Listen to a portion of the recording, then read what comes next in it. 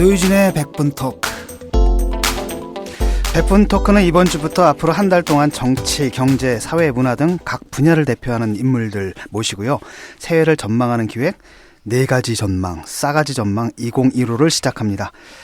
노유진이 초청하는 게스트가 들고 오신 4가지 키워드를 통해서 지난 해를 정리하고 새해를 전망해보는 싸가지 있는 기획인데요. 오늘 그 첫 순서로 진보 정치의 누나. 국민 누나. 국민 누나. 민중 누나가 낫지 않나? 국민 난 누나. 국민이란 말 싫어. 어쨌든 정의당의 심상정 의원 자리 함께 하셨습니다. 예. 또 인사해요?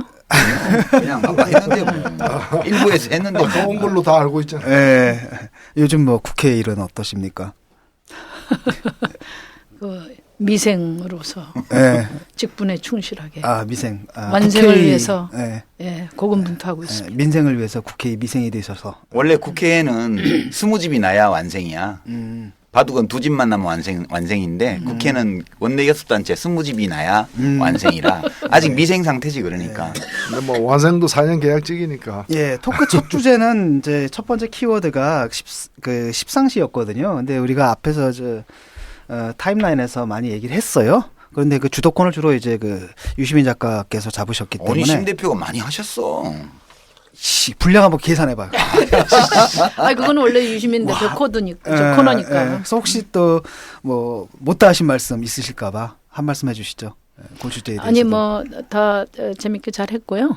근데 이제 지금 박근혜 대통령이 3년 차를 맞이하고 있잖아요. 예. 1년은 다 아시다시피 인사참사 플러스 국정원 문제로 이제 가버렸죠. 예. 2년 차는 세월호 참사, 인사 참사 플러스 세월호 참사로 갔죠. 그래서 이제 이 3년 차에 대통령이 의욕적으로 민생 경제 회생을 이렇게 지금 내걸고 있는데 이 진돗개 게이트를 제대로 통치 스타일의 전환의 계기로 삼지 못하면은 조기 레임덕이 올 것이다. 청와대의 조기 레임덕 플러스 지금 이른바 초이노믹스에 의한 민생 참사가 기다리고 있다. 예. 그래서 이제 이런 청와대의 조기 레임덕과 민생 참사가 벌어지는 이후 국면에서 가장 역할을 높여야 될 때가 바로 정치권이고 한마디로 정치 똑바로 해야 된다. 그리고 그동안에 이 영원한 미생의 정치 구조를 완성으로 가기 위해서 정치개혁에 올인해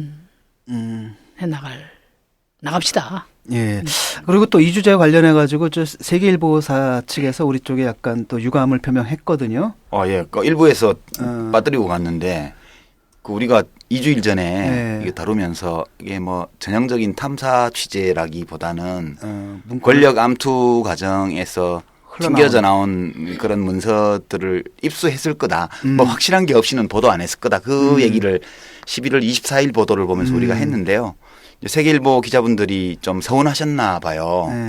그래서 탐사보도 아닐 거다. 이건 일방적 추정이고 일단 객관적으로 드러난 것은 문서를 입수해서 검토 끝에 이것이 국익과 관련된 중요한 사안이라는 판단을 하고 보도를 시작한 거기 때문에 이것도 그 탐사보도가 아니다라고 우리가 말할 수는 없을 것 같아요. 그래서 훌륭한 탐사보도였다. 그렇게 서운하셨던 점이 있다면 푸시고 또 검찰에서 압수수색을 한 해 만에 지금 세계일보에 대해서 그러고 있는데 용기를 내서 잘 싸우시길 바랍니다. 아울러서 기자분들이 평소 하시는 일이 남들에 대한 보도잖아요. 그럴 때 우리 이 정치 카페 같은 소박하고 별 볼 일 없는 이런 팟캐스트에서 약간 서운하게 말씀드리니까 되게 기분이 안 좋으시죠. 우리 기자분들의 보도에 대해서 보도 당하는 사람들이 또 늘상 그런 감정을 느낀다는 점까지 요만을 뺐으면 참 함께 좀 고려해서 요만을 꼭 뺐으면 우리 꼭 뒷끝 있어요. 이래서 그러니까. 얄밉다는 소리를 듣는 거야. 세계일보 힘내세요. 세계일보 힘내세요. 공식적으로 응원을 보냅니다. 원래 이제 우리 맥락은 이게 근거가 있는 거다라는 걸 강조하는 그럼요. 건데 근거가 약간 있다고 얘기를 했죠. 강조의 오류가 좀 있었던 것 같습니다. 그러니까 어디서나 비주류는 좀 쫄리거든요. 자, 우리 세계일보에 박수 한번 쳐주세요. 네, 박수 한번 칩시다. 파이팅!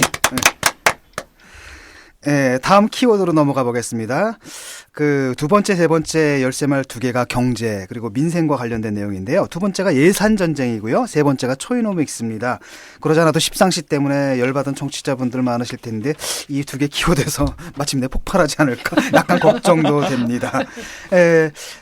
증세 없는 복지 그리고 담배세, 사자방 등등 새 국정 주요 현안들이 지금 남아 있습니다. 그거 좀 말씀 좀 해주시죠. 일단 이제 제가 19대 국회에 들어와서 예. 지금 이제 3년 차에 접어들었는데요.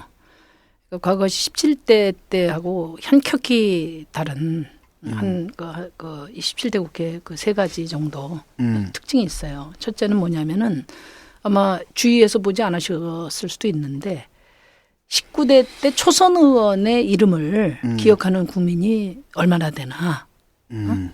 19대 초선에요. 19대. 그러니까 우리가 이제 우리 옆에 노회찬 대표도 계신데 사실은 17대 때는 정책 활동 열심히 해서 심상정이라는 대중정치인의 이제 입문을 했단 말이에요. 근데 지금 19대 때는 아마 국민들이 19대 초선 의원들 이름을 아마 제대로 기억 못 하실 거예요. 왜냐하면 텔레비에 나오는 사람이 딱 정해져 있습니다.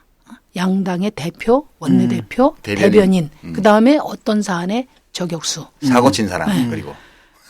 이 사람들 이외에는 사실 어떤 그 정책도 제대로 취급이 안 되고 있어요. 그러니까 이게 뭐가 문제입니까? 언론의 문제입니까? 아니면 의원들 자신의 자질이 모자라는 건가요? 아니 그건 아니죠. 의원들이 열심히 하고 있는데 네. 언론에서 다뤄주지 않습니다. 언론에서 왜냐하면은 다뤄주지 않는. 이게 이제 양당의 대결 정치가 격화되면서 나머지 정책이니 뭐 여러 민생이니 이런 것들은 다 부차 관심사에서 멀어지는군요. 네. 네. 그러니까 제 기억으로 보면 17대 때는 뭐 그래도 열심히 정책하면 일주일에 한 번씩은 뭐 9시 뉴스에 나오고 신문 지면에도 탑으로도 자주 깔리고 이랬거든요. 근데 요즘엔 뭐 그런 정책을 가지고 그렇게 되게 하늘의 별 따기고 그다음에 그런 토론회 같은 거 있잖아요. 심야 토론. 그때는 그 심야 토론도 상당히 인기가 있었는데. 요즘은 다 죽었죠. 뭐. 요즘에는 뭐 토론을 아니 그럼 너무 늦게 하더라고. 그리고 다 패널들도 좀 그래요. 아니 정권에서 다 방송 장악해버리고 기자들을 안에서 억압하니까 기자분들이 현장에서 취재하면서 저 빛나는 초선 의원이다 이런 게 생각을 해도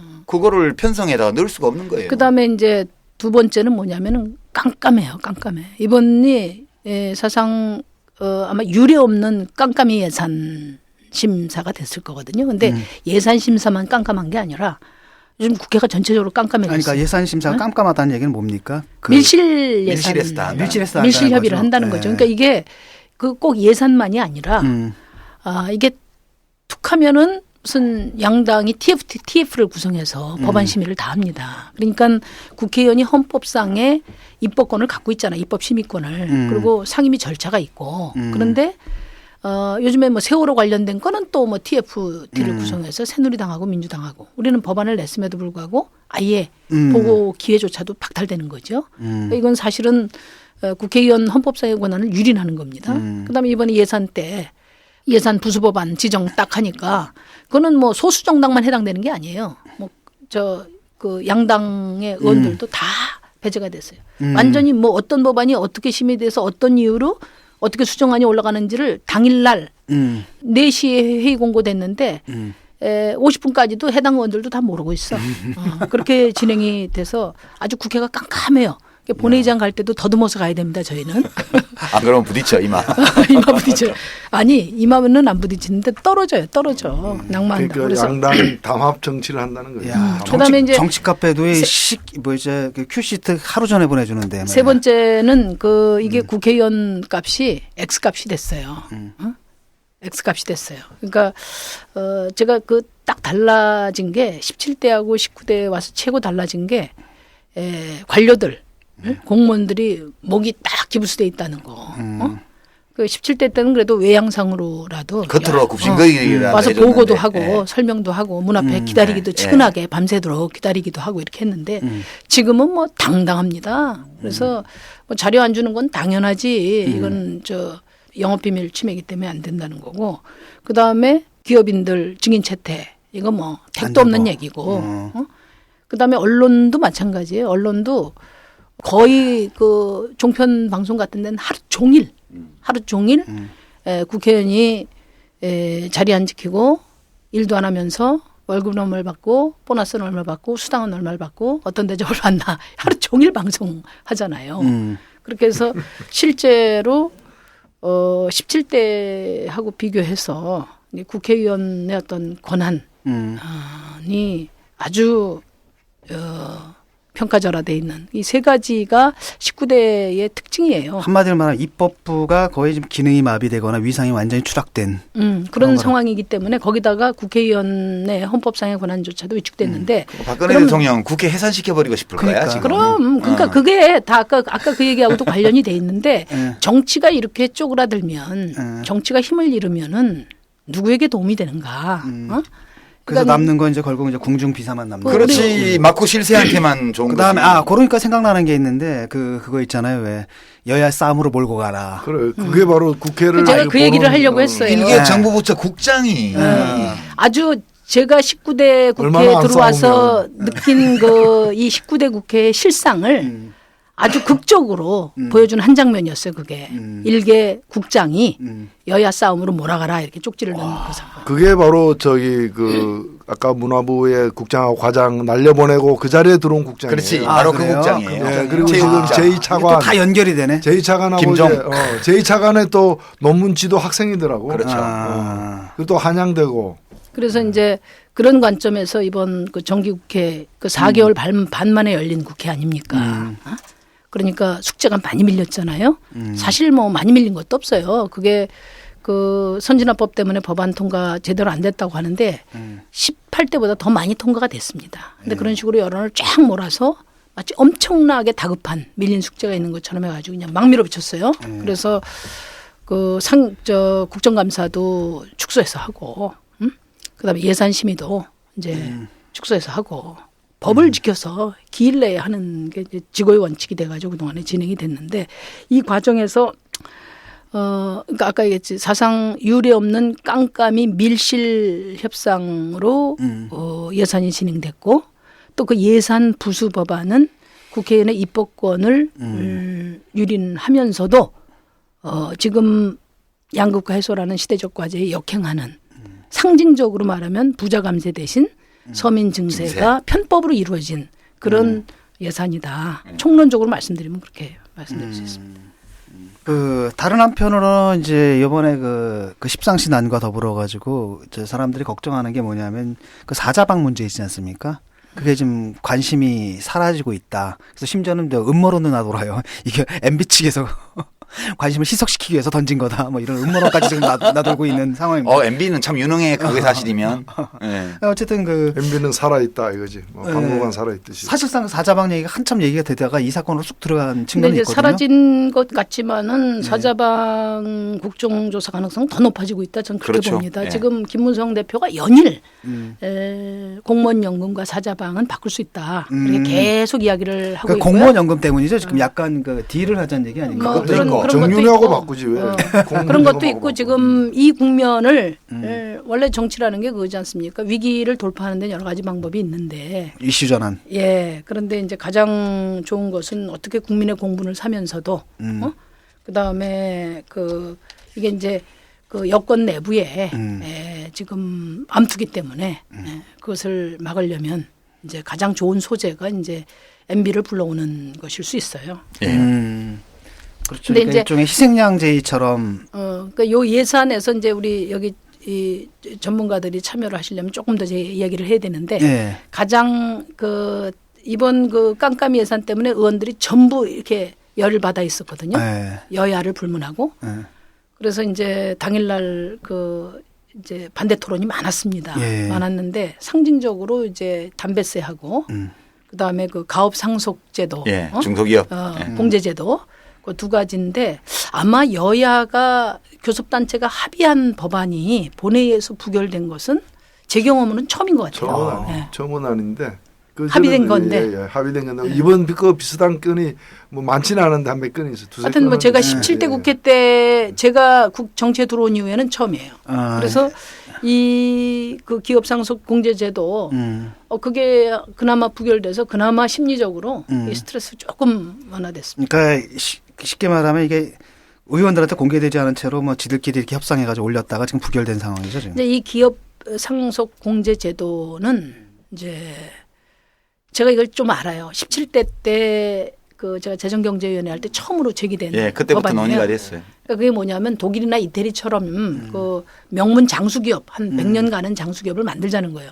중소기업에 돈도 별로 없는 데서 이제 말하자면 그 상속을 해주고 세금 떼고 나면 남는 게 뭐가 있냐. 급하게 돌아가시게 그래서, 되면은 상속세 주고 나면 이게 승계가 안 되니까 매각도 하고 이렇게 되잖아요. 그러니까 그 명분은 좋다고. 그래서 그때도 1,000억 이하 기업에 1억 정도로 해서 아주 제한적으로 허용을 해줬던 거죠.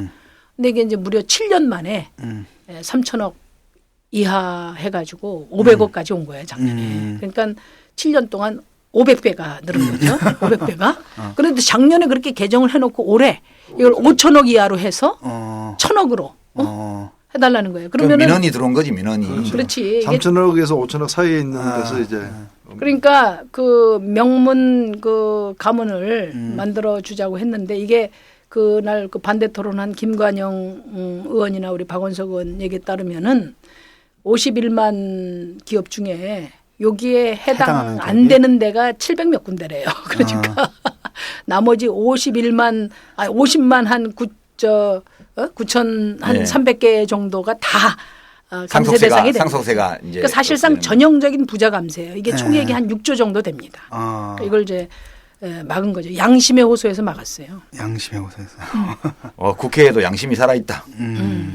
그나마 위로가 되는 사안이고 담배세 부분은 우리 당은 금연을 위한 담배세 인상, 이 가격 정책에 원칙적으로 동의하는 입장입니다. 예. 동의하는 입장인데 문제는 이제 이 2,000원 인상이 어디에 쓰이느냐 할 때 예. 이게 이제 겉으로는 금연을 내세우고 이게 건강 증진 쪽은 좀 속된 말로 개무시하고 전부 세수 중앙 정부의 세수 부족으로 채운 데 대해서 이제 분노가 폭발했던 그러니까 거죠. 이게 국민의 건강을 위한 거라기보다 사실 편법적인 증세, 서민 증세. 선민정세로 이제 그 복제하는 거죠. 제가 17대 때 우리 유시민 그 보건복지부 장관 때 500원 올려달라고 그것도 건강정진기금으로 100% 해가지고 사정사정했는데 안 해줬어. 뭐 저랑 동기인데 장관 됐다고 올렸어요. 그때 대통령께서 지금 담배 중요한 얘기 피니까 하려고 해요 제가. 장관 주신. 장관 됐다고 동기인데 뭐 한 번도 뭐 밥을 산다든지 온 적이 없었어. 그런데 어느 날 갑자기 우리 방을 찾아왔더라고. 그래가지고 보무도 당당하게 담배세를 500원 인상을 해서 이것을 이제 건강 복지 쪽으로 쓰겠다. 그렇게 했어요. 굉장히 타당한 주장이잖아요. 제가 유시민 대표한테 뭐 별로 꿀리는 게 있지 좀 있는데 많지 않은데. 아니 없어. 네, 많지 않은데 뭐 꿀려. 그 가장 꿀리는 게 뭐냐면은 그때 그 정당한 요구를 당시 진보 정당이 수용하지 못했던 거예요. 그 저는 사실 그 안을 그 담배세 인상을 해야 된다고 했는데 우리 의총에 갖다 붙여보니까 거기서 부결돼 버려. 네, 거기서 부결됐어요. 그것만 올린다고 하니까 그런 거죠. 아니 뭐 국가보안법 그렇다고. 폐지하는 거 빼고는 찬성해 주는 게 없었어요. 그 당시에 그런 거고 그때는 500원 올려서 이제 판매 감소로 인해서 지방세 수입이 줄어드는 거 보전해주고 나머지는 전부 다 보건복지부가 건강증진기금으로 갖다 쓰는 걸로 안을 갖고 갔는데 아니 뭐 꼭 민주노동당이 안 해준 건 아니고 전재희 씨가 그때 이제 정책위의장이었는데 한나라당에. 뭐 말도 못 붙이게 하더라고. 아니 근데 이제 우리 당도 내가 그때 당시에 상당히 옳은 주장이고 진보 정당은 수용을 해야 되는 아니었어요. 개인적으로 이제 그런 견해를 갖고 있었는데 또 그때 당시 장관이 오셔가지고 보건복지부 장관이 오셔가지고 이것이야말로 진보 정당이 앞장서야 되는 거 아닙니까? 이렇게 힘줘서 이야기할 때 좀 자존심도 상하고 그 막 민주노당 그랬는데 말 참 얄밉게. 그랬는데 그게 부결이 된 거야. 그래서 아니 제가 국회의원들은 두고두고 힘이 없더라고 민주노동당은. 두고두고 그 제가 그 약간 좀 찔렸던 찔린, 그런 미안한 사연이었어요. 부분이 그래서 아마 이번에는 다시는 입장을 아닌데. 분명하게 세웠는데 이번에 이제 저희가 반대 토론을 하게 된 것은 그러니까 결국은 이제 국민들 건강을 핑계 삼아서 세수를 채웠다는데 이제 이거는 원래 이걸로 이제 혹시라도 세수가 늘면 뭐 흡연율이 뚝 떨어지면 세수가 안 늘겠지만 세수가 늘면 그걸로 이제 시골에 방문 보건 요원 확충하는 거라든가 이미 일하고 있는 분들 근로조건 고용을 개선하고. 좀 더 개선하는 거라든가 이제 이 보건소의 금연 지원 정책을 더 확대하는 거 이런 거에 써야 되는 거예요. 그렇죠. 원래. 네. 이건 순 도둑놈들이야 솔직히. 그런데 아니 담배는 해로운 거지만 그렇다고 해서 담배세 올리고 또 올리는 것을 다 건강 비용으로 쓴다는 이유로 담배세를 올리는 것이 늘 이렇게 긍정적으로 평가돼야 되는 저는 그렇지 않다고 봐요. 이번 같은 경우에도 왜 2,000원 올렸냐 이거지. 제가 알기로는 그 2,000원이라는 것이 2,000원으로 올렸을 때 가장 사람들이 담배를 많이 끊는 그 액수여서 2,000원 올린 게 아니라는 거예요. 그렇죠. 그러니까 어차피 값을 올리게 된 세금을 올리게 되면은 흡연 인구는 줄어들게 돼 있는데 또 이게 너무 줄어들면은 또 이 세수가 이렇게 줄어드니까. 줄어드는 문제가 있잖아요. 그래서 플러스 마이너스 다 합해가지고 그래도 세수가 최대로 이렇게 늘어날 수 있는 그 선이 이번에 2,000원이라는 거거든. 그러니까 결국에는 이 문제를 담배 하나만 볼 수 없는 것이 안 그래도 간접세 비중이 높다고 우리가 비판하는 진보 정당 입장에서는 결과적으로는 간접세가 더 늘어나는 거잖아요. 그러니까 사실은. 이제 이거는 조세 저항이 힘들어요. 세금이란 건 국가에서 올리면 세금 안 내면 잡아가잖아. 근데 담배세는 조세 저항을 합법적으로 할 수 있어요. 그 우선 정의당 당원들은 다 담배를 끊어야 돼. 어? 이거 서민 증세의 효과를 내주면 안 돼요. 그래서 흡연율을 쫙 떨어뜨려 가지고 증세 효과가 없도록 만들어 줌으로써 타격을 입히는 거예요. 아니 그게 아니고 이제 각하께서 원래 국민 건강을 위해서 한다고 하셨으니까 각하의 깊은 뜻이 진실임을 우리가 입증해 보여줄 정치적인 의무가 있다고 봐. 그래서 뭐 신상 발언 하실 거예요? 아, 지난번에 얘기했잖아. 담배값 올리면 끊는다고. 이제 끊어야지. 그건 대통령 정부 시책에 반기를 드는 거지. 아니지, 열심히 협조하는 피워서 거지. 지금 세금을 더 어쨌든 내셔. 뭐 담배를 끊는지 안 끊는지는 제가 서로 확인하도록 서로 하겠습니다. 사보타지네 그러니까. 사보타지가 아니고 근데 국가 이제- 시책에 협조하는 거지. 근데 저는 이제 사실은 웬만하면은 담배값 인상 조금이라도 금연에 도움이 된다고 하면 사실 수용해야 된다는 생각을 강하게 갖고 있었어요. 왜냐하면은 우리나라가 지금 아시아에서 암 발생률 1위거든요. 우리 집에 제가 남자 둘하고 사는데 정말 괴로워요. 저걸 어떻게 끊게 할까? 지금 사실은 성인 남자들 같은 경우에 돌아가시는 분을 기준으로 할 때 3명 중에 1명이 암이라고. 그러니까 4대 중증 질환의 가장 심각한 원인이 바로 이 담배기 때문에 저는 아니 이걸 뭐 의학적으로 나는 완전 동의는 못 하는데. 아니 그건 치우고라도. 아니, 그래서- 이거 담배 안 피우면 좋아. 아니 그래서 담배를 피지 않도록 해야 돼요. 그런데 맞아요.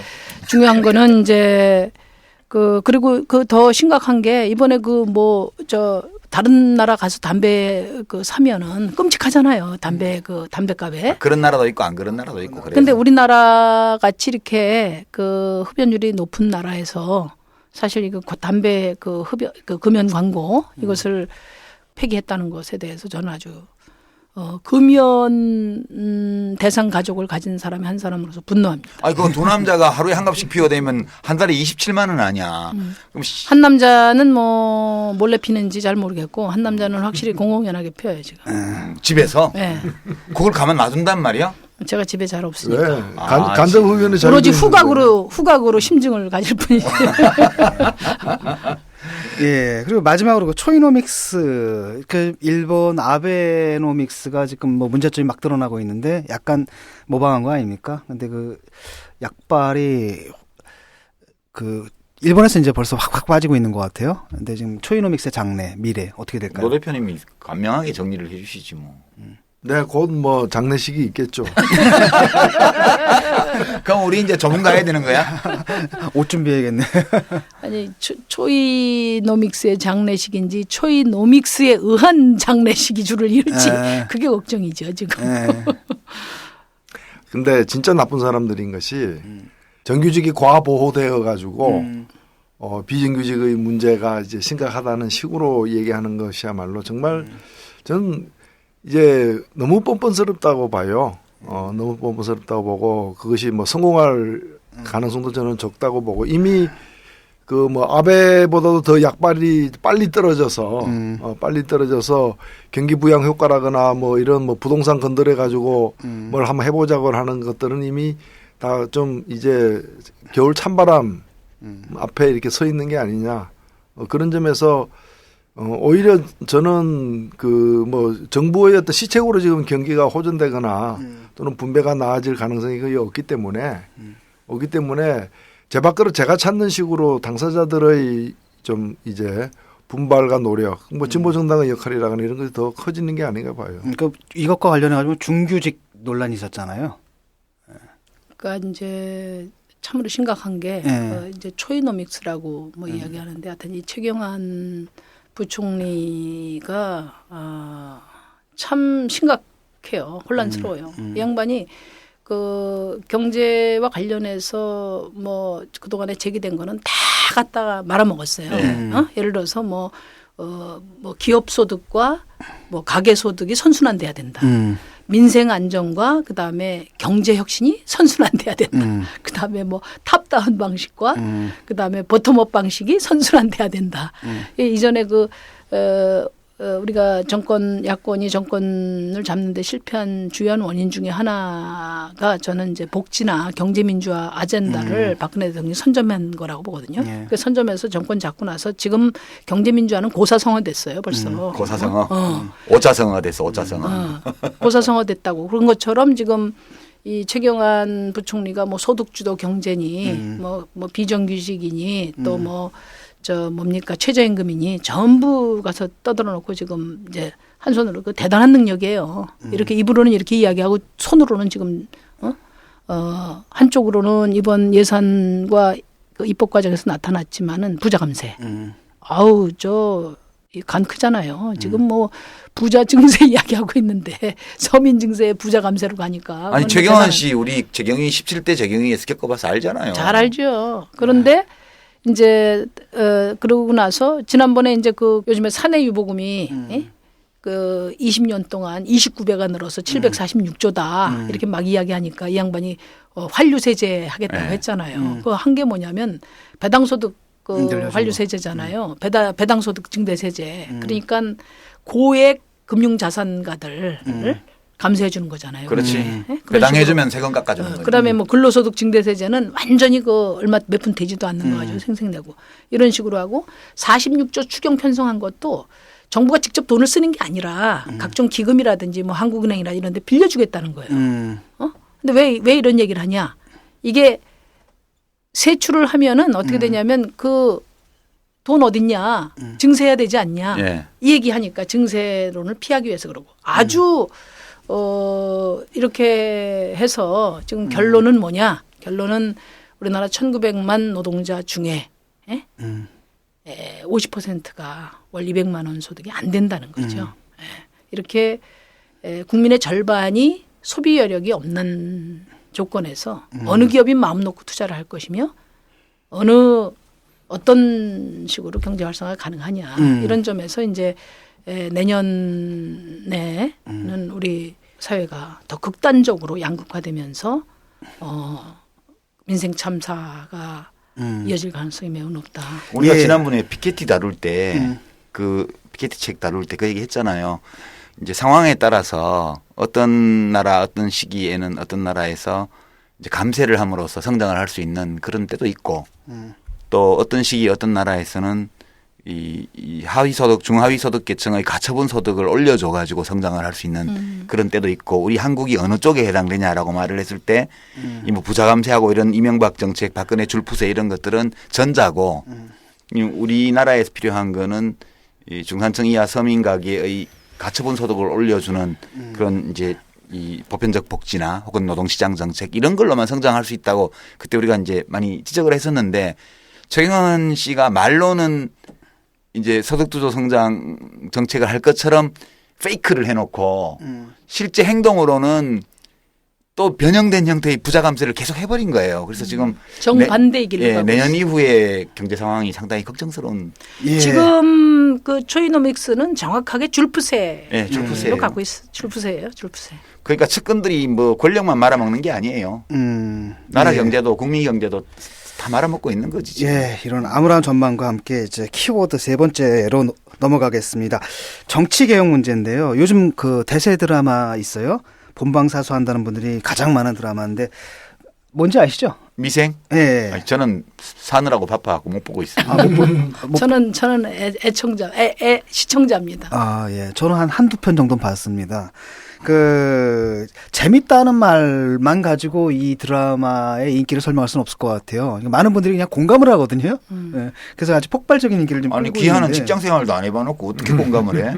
예? 아이, 저도 그거 직장 뭐 생활 하고 해봐야 있어요, 알아요. 저. 아 대학 교수가 무슨 저 직장 비정규 생활이야? 아니 내가 10년 동안 비정규직이었잖아.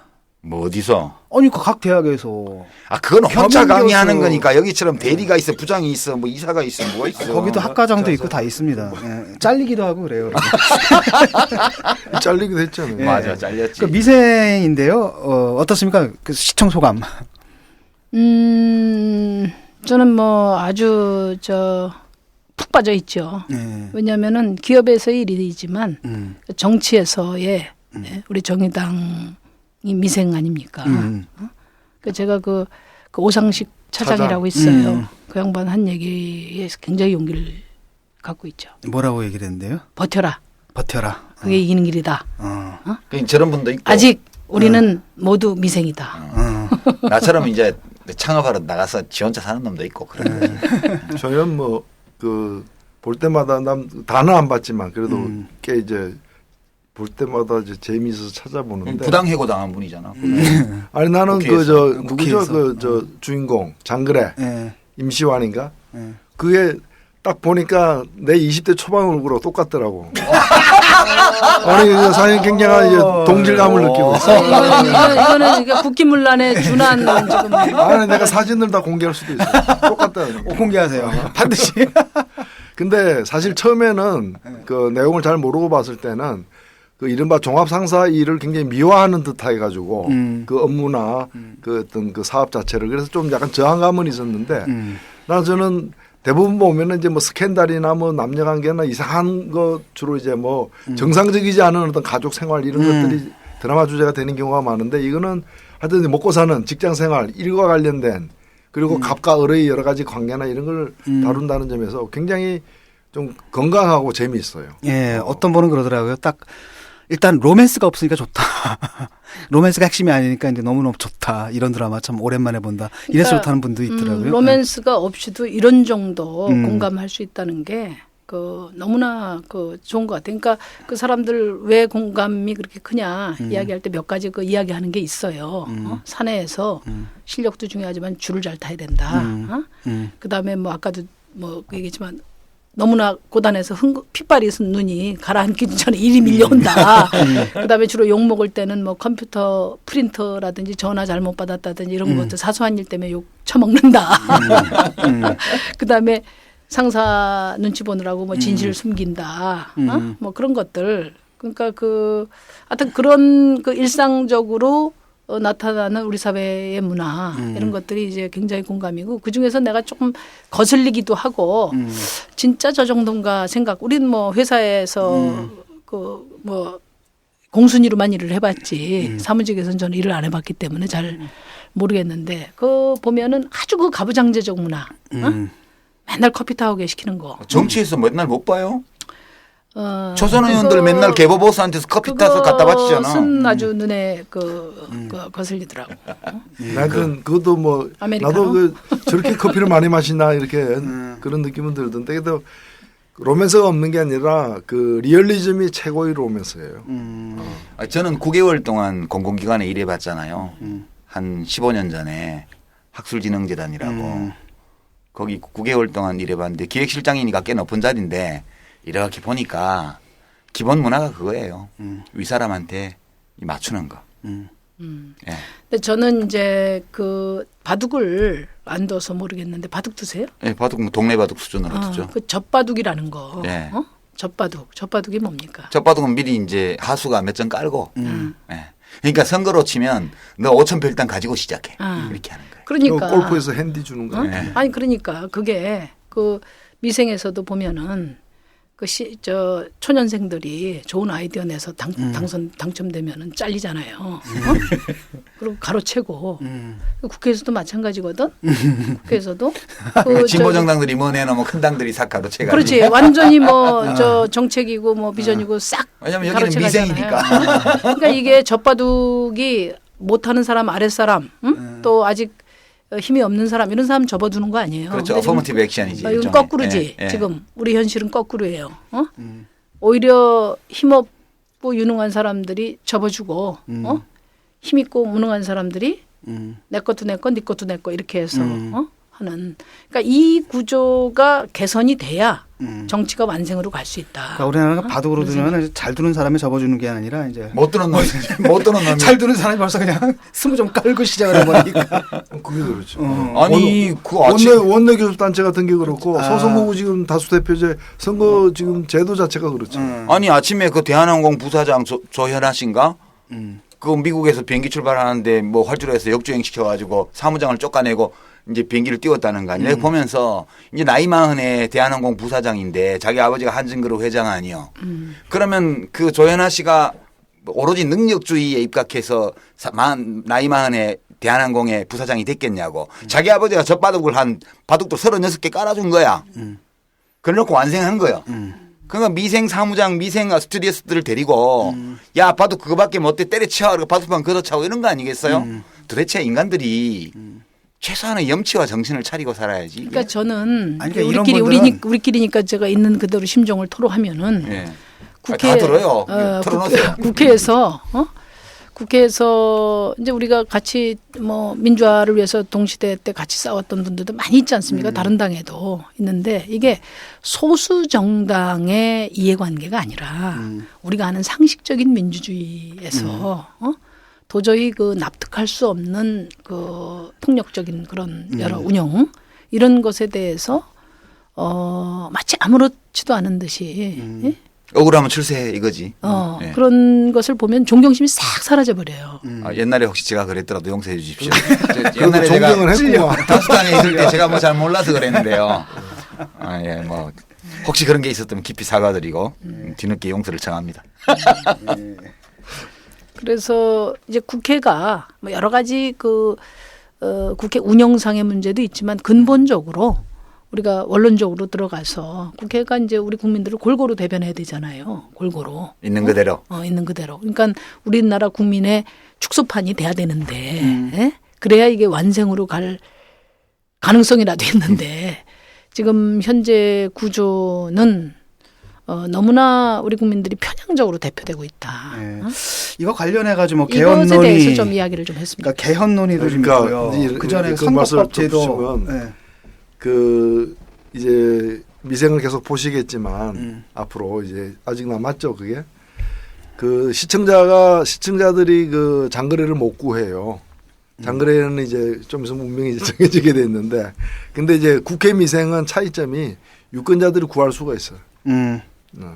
국회의 미생을 구할 수 있기 때문에 그 점에서 유권자들에게는 기회가 있는 거죠. 그 개헌 얘기도 좀 있었고요. 그 다음에 또 선거법 개정 및 선거제도 개혁에 관한 논의들이 좀 나오다가 또 쑥 들어갔는데 그 얘기는 지금 어떻게 되고 있습니까? 그러니까 이제 우선 뭐 우리 청취자들께서 잘 모르실 수도 있는데 얼마 전에 그 헌법재판소에서 판결이 있었잖아요. 판결의 핵심은 그 지역구 선거 인수가 지금 30만짜리도 있고 10만짜리도 있는데 그러면 1인 투표값이 한 3대1 차이 나지 않냐. 이거는 1인 1표 등가성에 위배되니까 최소한 2대1로 줄여라. 이거를 이제 제가 정개특위장으로서 우리 당원들과 함께 이렇게 청원을 한 거, 심판 청구를 했는데 그걸 받아들였어요. 근데 제가 이제 그때 당시에 심판 청구를 하게 된 게 뭐냐면은 선거법 개정에 대해서 그러니까 우리 국민들이 좀 골고루 대변될 수 있도록 제도를 바꾸기 위한 노력을 작년에도 했는데 손바닥도 맞아야 소리가 날 거 아니에요. 다 그 힘 있는 분들이 침묵하고 계셨기 때문에 이것을 정치권 내부적으로는 안 된다. 그러니까 선거법 개정이 헌법 개정보다도 더 힘들다는 거 아닙니까? 그럼요. 더 힘들어요. 우리가 지금 1인 2표를 하고 있는데 정당 투표하고 후보 그것도 투표하고. 헌법재판소에서 결정해줘서 그런 그것도 거죠. 우리 그 과거 노회찬 대표가. 그 노회찬 대표가 민주노동당 사무총장 시절에 그 헌법소원에서 외부적인 강제를 하지 않고서는 자기 머리 못 깎아. 이 판을 바꿀 수가 없다는 그런 절망감에서 제가 헌법소원을 한 거예요. 물론 선거인 편차를 줄이는 데 목적이 있었던 건 아닌데 어차피 선거구를 불가피하게 바꾸게 만들어 놓으면 전면적으로 그러면 조금 이게 논의할 수 있는 장을 열릴 계기라도. 그런 생각에서 이제 했는데 이제 지금 아직 잠잠합니다. 이미 어떻게 선거구를 개편해야 될지 해당 지역별로 여야 의원들끼리 수근수근해서 그림은 다 잡힌 것 같아요. 그러고 나서 이제는 조용합니다. 그러니까 어떤 그림인지 우린 모르고요 아직. 예. 그리고 이제 개헌론이 한참 이렇게 부상이 됐지 않습니까? 여야 의원들이 거의 뭐 3분의 2에 육박하는 수준으로 이렇게 됐는데 그 개헌의 핵심 취지가 그거예요. 이제는 서로 대결 정치 이제 그만하고 타협의 정치 해야 된다. 뭐 그거 하기 위해서 뭐 선거법도 바꾸자. 그래서 내각제 요소를 도입하자. 이게 핵심인데 그러려면 이제 지금 드디어 기회가 왔는데 개헌을 주장하신 분들이 지금 이제 침묵 모드로 이렇게 가고 있습니다. 이재호 씨가 제일 열심히 하더라고. 이재호 의원이. 그분은 뭐 자전거하고 개헌하고 두 가지 하는 거죠. 뭐 어떻게 생각하는 겁니까? 지금 침묵이다라고 하면은 뭐 별로 하고 싶지 않다 이런 뜻인가요? 근데 우선 이제 각 당이 정개특위를 구성을 했잖아요. 네. 정개특위를 구성했는데 일단 지금 새누리당은 국회의원 특권 내려놓기에 주력해가지고 근데 그게 이제 국회의원들한테 신임을 못 받아서 신뢰를 못 받아서 이제 그 김문수 위원장이 있는 국회 혁신위원회가 혁신 대상이 됐어요 최근에. 네? 좀 그런 상태에 돼 있고 새정치민주연합은 지금 곧 당권 선거가 있지 않습니까? 전당대회 때문에 뭐 다른 정신이 없구나. 그러니까 뭐 당권의 룰에 지금 매달려 있고. 그러다 거기는 보니까 헌법보다 전당대회 룰이 더 중요해. 네. 그래서 지금 당헌이잖아요. 그 양당이 자기 머리 깎기에 지금 이렇게 돼 있기 때문에 당장 지금 선거법이 그 이렇게 수면 위로 공식적으로 부상은 안 되는데 근데 지금 이번 주부터 시작해서 연말까지 개헌과 선거법에 관한 토론이 한 15개 정도 이렇게 있습니다. 집중돼 있습니다. 그래서 일단 물밑에서 뭐 이렇게 크게 이렇게 관심들을 보이고 있기는 하고요. 올해 연말 안에 국회 정개특위가 내년부터 가동되는 게 결정이 될 겁니다. 이거는 이미 합의된 사항이거든요.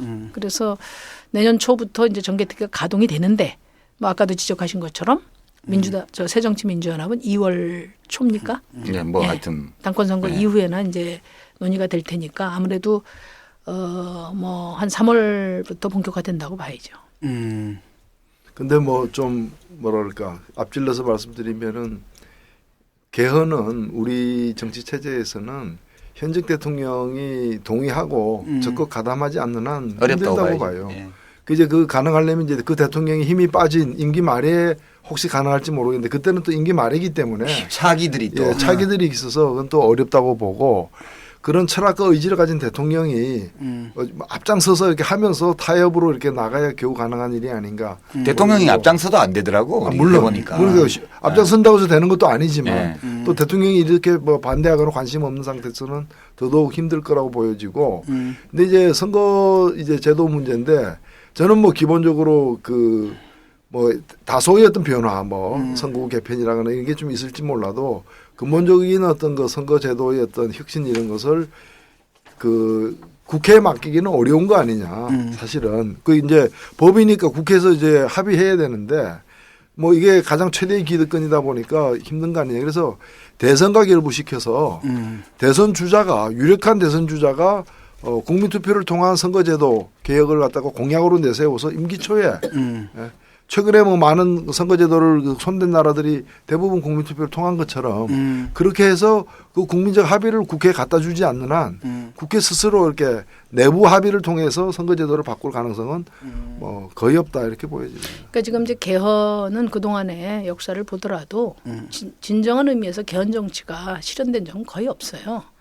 그 언제입니까? 김영삼 대통령 그때 당시에 내각제 개헌 그 내각제 3당 개헌을, 합당할 때 합의해놓고 약속하고 예. 그렇게 해서 거의 뭐 개헌 숫자까지 갔잖아요. 그 국회의원 의석수를 그렇게 확보했음에도 불구하고 그게 안 됐죠. 그다음에 DJP 연합할 때도 개헌에 대한 약속이 있었지만 안 됐고 그래서 지금 개헌론도 어느 당 하나 개헌에 대한 안이나 그 프로세스에 대해서 공고한 입장을 논의하거나 정리한 데가 없습니다. 그렇기 때문에 이것은 이제 선거 때마다, 그러니까 권력 교체기를 앞둔 시기마다 말하자면 그 이른바 개헌파리 정치로 끝날 가능성이 있거나 그럴 가능성이 높고요. 그렇지 않다면 이 발상 자체가 저는 여권의 권력 분점을 위한 그런 관점에서 기본적으로 검토된 것이기 때문에 기본적인 개헌 논쟁의 구도가 여권 내에 뭐 친박 또는 비박 또는 대통령 주도하에 중임제 뭐 이런 식으로 귀결될 가능성을 빼고는 긍정적으로 논의되기 굉장히 어려운 구조다 이렇게 생각을 합니다. 그리고 선거법 개정 문제는 저희가 뭐 최선을 다해서 공론화를 하겠지만은 그러나 뭐 그렇게 쉽지는 않다고 봐요. 그러나 정치는 또 가능성의 예술이니까. 요새는 별로 가능성이 없더라고. 요새 정치는 가능성이 안 보이는 예술이더라고. 근데 정치는 비선의 예술이에요. 비선의 예술. 그런데 이제 어쨌든 14명을 늘려야 돼요. 물리적으로. 지금 현재 그러니까 헌법재판소 판결에 따른 선거구 획정만 조정한다 하더라도 지금 300명 갖고는 안 되고 14명이 늘어야 돼요. 물리적으로. 비례대표를 14명 줄이면 되지. 이제 우리 이제 김문수 위원장께서 이제 그렇게 제안을 했기 때문에 14명 아니더라도 이게 뭐 개념 맨더링 비슷하게 쓱쓱쓱쓱 하면은 한 7명 정도만 늘리고 7명은 비례해서 줄이고 뭐 이런 그러니까 뭐 여러 가지가 있을 수 있죠. 그러니까 지역구에 있는 사람들이 자기 기득권을 좀 안 놓으려고 할 거고. 근데 그거는 뭐랄까 비례대표하고 그 지역구 위원회 그 비율 있지 않습니까? 그거는 뭐 헌법과 관련된 건 아니죠. 헌법도 아니고 법률도 아니에요. 예. 그러니까 이제 지금 우리 당이 주장하는 것은 정당 지지에 비례한 의석수를 보장하는 선거제도로 가자는 그렇죠. 거예요. 핵심이 그거예요. 왜냐하면은 지금 뭐 온통 뭐 경제민주화 뭐 아까 고사성어 됐다고 했지만 공정 경쟁 질서를 이야기하면서 왜 정치권에서는 공정 경쟁 질서를 이야기하지 않냐? 정치권이니까. 그러니까 사실 뭐 우리가 지난번에 그 갈라지기 전에 10%를 얻었는데 30석이죠. 30석이죠. 돼야지. 아니 민주노동당 때 13%면 40석 가까운데 40석이지. 그때 40석이 보장됐으면 단언컨대 지금 최소한 제1야당 수준은 왔다고 저는 확신해요. 그러니까 지금 현재의 양당 제도가 그 투표 민심을 제대로 반영한 것이 아니라 대단히 왜곡해서 형성돼 있는 그 정치 구조라는 점. 그래서 저희가 이야기하는 것은 제3당이니까 뭘 좀 더 봐주라든지. 아니 젖바둑까지는 아니라도 자기 집수대로는 계산을 해줘야 될 거 아니야. 아니 거꾸로 젖바둑 거꾸로는 뭡니까? 그런 건 없어요. 그런 건 너무나 비상식적인 거. 아니 그 현실은 그 개념이 있어야지. 맞바둑인데. 아니 그러니까 거꾸로 젖바둑만 안 되도록 해달라는 그러니까 거예요. 최소한 우리가 뭐 젖바둑 도 달라는 것도 아니야. 그냥 실력대로 원칙대로 실력대로 하자는 거지. 그냥 서로 이제 절도만 하지 말자. 남의 거 훔치지만 말자. 그렇게 하면 되는 거지. 그러니까 지난 총선 기준으로 보면은 새누리당은 자기 정당 자기 후보들 지지율에 비해서 24석을 더 가져갔어요. 43% 지지를 받았는데 51% 의석 가져갔잖아요. 그다음에 새정치민주연합 18석을 더 가져갔어요. 그때 당시 우리가 10% 얻어서 30석이 돼야 되는데 우리 13석이잖아요. 그러니까 우리는 17개 뺏긴 거지. 4%밖에 못 가져온 거예요. 10%를 가져와야 되는데 그러니까 이런 말하자면 민심의 왜곡된 선거 제도는 이번 현재 헌법재판소 판결의 취지 투표의 평등권에 대비해 보면은 이런 지금의 선거 제도야말로 헌법상의 투표의 평등권을 아주 엄청나게 왜곡하는 그런. 아니 맨날 정치에서 갑질만 하는 두 당이 무슨 가벌관계를 청산한다고 그래요. 둘이가 제일 갑질을 심하게 해요. 솔직히 보면. 그렇죠. 그걸로 먹고 사는 거죠. 갑질로 먹고 사는 거예요. 그래서 뭐 어떻게 구체적인 뭐 제안을 한번 좀 해주세요. 우리 그 청취자들이 좀 궁금해할 것 같아요. 이런 현실을 바꾸기 위해서는 나는 뭘 해야 되는가? 지금 정의당 찍어주면 되지. 두 사람 중에 한 사람 우리 청취자들만 다 찍어줘도 이게 몇 표야? 그러니까 우리 국민들이 제가 이제 제일 안타까운 게 뭐냐면은 지역구를 가봐도 지금 정치 현실에 대한 그 불신, 토로 여기까지라고 딱. 그렇죠. 그런데 과거에 우리 플라톤이 철인 정치를 이야기하던 때에 비해서 지금 우리가 채택하는 민주주의는 대중을 신뢰하는 거 아니에요. 그렇죠. 그러면 단순한 문제 제기만이 아니라 해법까지도 사실은 시민이 제기를 해 주셔야 되거든. 그러니까 예를 들어서 지금 같은 선거제도에는 제 아무리 뭐 그 유능하고 헌신적인 정당도 제 2당 이상이 될 수 없는 거잖아요. 평생 영구히 이 새누리당 새정치민주연합이 최소한 2등을 하는 구조란 말이에요. 그러니까 저는 유권자들이 사실 정의당 찍어주고 싶어. 그 여기 키워주고 싶어. 그런데 여기 찍어주면은 새누리당 될까봐 마음에도 안 드는 새정치민주연합한테 표를 주는 거 아닙니까? 그 마음에 드는 데를 끝까지 고수해 주는 이런 의지를 갖고 그 의지만큼 어떤 시민의 힘을 발휘해 주셔야죠. 아니 그러니까 심상정이 힘이 없는데 왜 힘이 없냐? 의석이 적어서 힘이 없는 거야.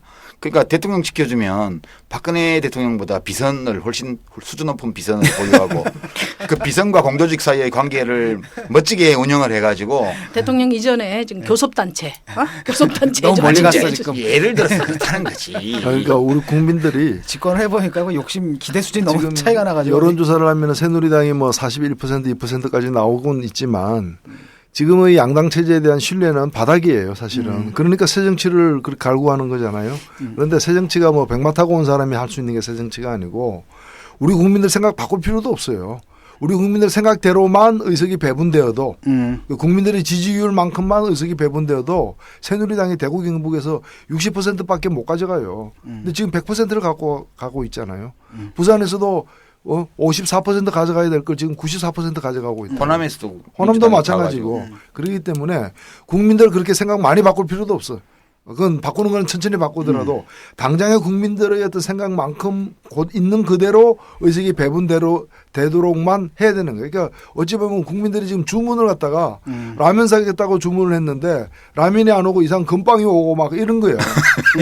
그런 상태를 지금 이렇게 용인하고 아니 있는 건빵 상황이에요. 주문한 사람한테는 건빵 보내도 돼. 근데 라면 주문한 사람한테까지도 다 건빵이 배달되는 거야 지금 이게. 아니 그러니까 그렇죠. 아까 그 24석 18석 더 갔다고 했는데 그것도 일단 표심이 굴절된 상태에서 그런 거예요. 그렇지. 지금 그 새정치민주연합 의원님들 제가 만나면은 지금 10% 내려가도 아무 걱정을 안 합니다. 실제로. 그래서 민주당 새정치연합도 독일식 선거구제를 안 하려는 거예요. 그러니까 선거 때 정확한 말씀입니다. 선거 때 가면은 뭐 49%냐 50%냐지. 또 되니까. 지금은 뭐 아무 의미가 없다 이렇게 이야기를 하고 있거든요. 그래서 맞아요. 하여튼 이런 근데 이 결정권을 그 두 당이 갖고 계시기 때문에 참 답답한 거죠. 예. 그러니까 국민은 유권자가 자기 표의 가치를 정확하게 실현할 수 있는 주인으로 나서야 되고 또 그렇게끔 우리가 같이 노력을 해야죠. 예, 이제 우리 얘기를 마무리할 시간이 됐습니다. 그 정의당 국회 미세입니다. 정글에? 겨우 한 집밖에 못 났어 지금. 맞아.